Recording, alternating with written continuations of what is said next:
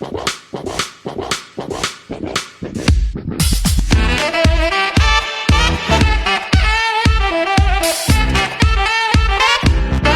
back, guys. I am the Executioner, and today we are going to be reviewing Starship Troopers from 1997.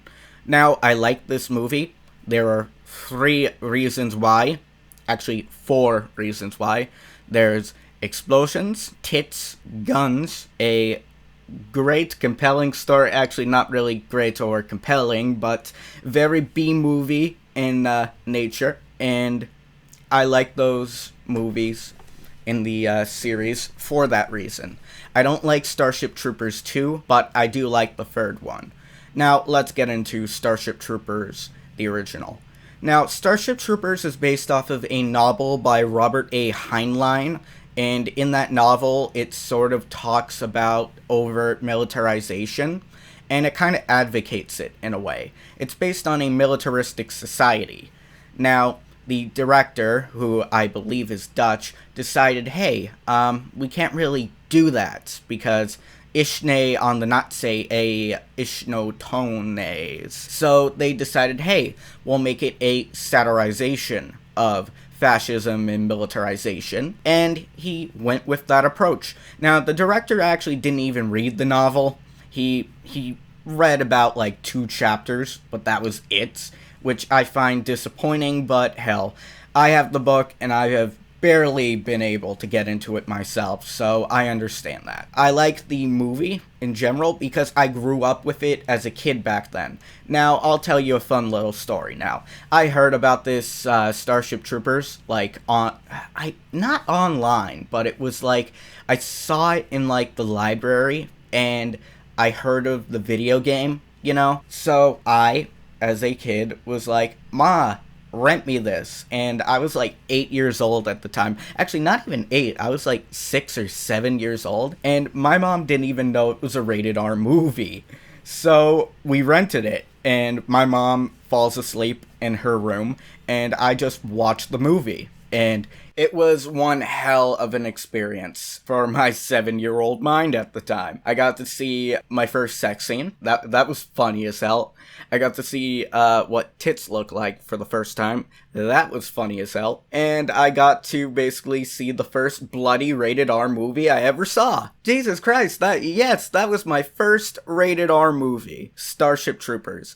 And the moment that really stuck with me was like in the beginning, right? Where the fucking bug comes out of nowhere and fucking impales that reporter and like rips him in half and whatever. And Johnny Rico's just fucking firing at him, at the fucking bug, trying to kill it and help this guy out. But then fucking the bug ends up coming up next to his fucking leg and impaling his leg or whatever, and you just see Johnny Rico just fall over to his side near the live TV camera, and it's just like, Jesus Christ, that is a way to start a fucking movie. That's an awesome way to start a movie right there. Then it goes back to when he was in high school, and he has a crush on this girl named Carmen, and Carmen wants to go into the Federal Armed Services. So he decides, hey, I want some poontang, so I'm gonna join up for the Federal Armed Services. Now, you have this character Dizzy, who's like the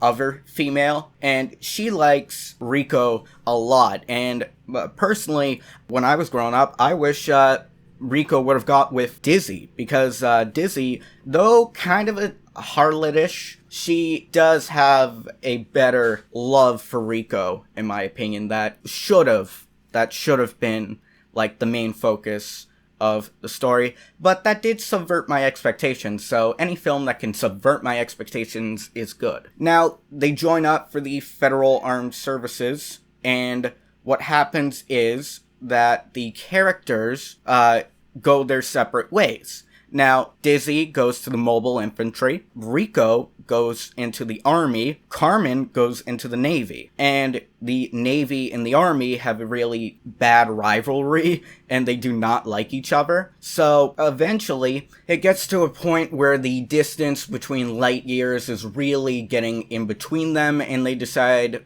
hey, we're gonna break up. Actually, she decides to break up. He just leaves Rico's ass to the curb.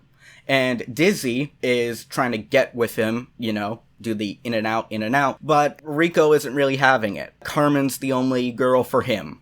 And boy, is that a sentiment I have shared throughout my life. So that is relatable. So basically, an asteroid hits Buenos Aires. So spoiler ahead, you should have assumed spoilers. I'll put it in the title. So Buenos Aires, where they actually grow up, is actually hit by an asteroid, and all of them are out on deployment, right, or training, and the asteroid hits them. Basically, they go to fucking war. What happens from there is planet Klandafu is invaded, and Klandafu is a strategically viable planet since it is the capital world for the bugs. The bugs are like this species that are like vicious fucking creatures and stuff like that. But there is debate whether they started the war or anything like that. So they go to war. They go to war, and they get their asses kicked. Me repeating, but they get their asses kicked, and they find out, hey, invading the capital world of a interstellar bug is not the brightest idea in strategy, so they end up, and they decide from a strategic point of view to invade the planets around Klandafu and contain Klandafu. So, Planet P. So, Planet P, there's an outpost there, and they haven't heard from them for a very long time. So basically the Federation launches a operation to basically invade Planet P, check out the outpost 29 I believe it is, and they find out that everybody has been fucking killed and massacred, and they wonder why. So they discover a body, his fucking brains are missing, so this kind of heads into a foreshadowing of what we'll see next. And basically, the base gets overrun by the fucking bugs. They put up a huge fight, but shit, 9,000 fucking bugs against, 300 infantrymen. It's not really gonna work out that much. So they have to leave. Now, their commander gets killed, Rodchek, I believe it is, and he gets killed when a bug from underneath gets him, and they're sinking, and he fucking gets his legs torn off, and Rico Mercy kills him. And Dizzy dies. She dies.